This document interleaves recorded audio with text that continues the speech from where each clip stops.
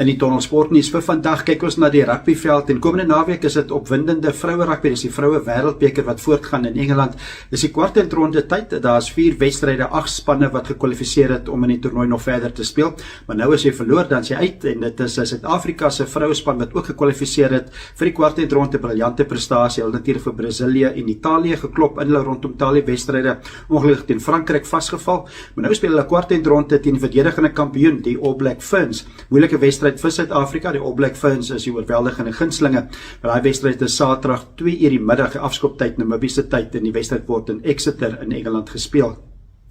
Die ander kwart eindronde wat Saterdag plaasvind is 5:00 die middag Namibiese tyd, dit is Kanada wat speel teen Australië.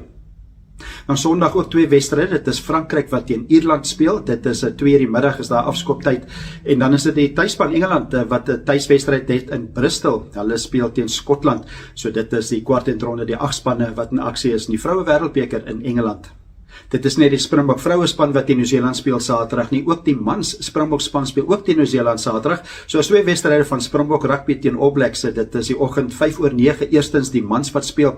Hulle speel in Wellington teen die All Blacks, en dan natuurlik soos ek genoem het, 2:00 die middag is dit die vroue Springbok span teen die Nieu-Seeland Black Ferns, die vrouespan daar in die vroue wêreldbeker in Engeland. So dit is in die Tonnel rugby nuus.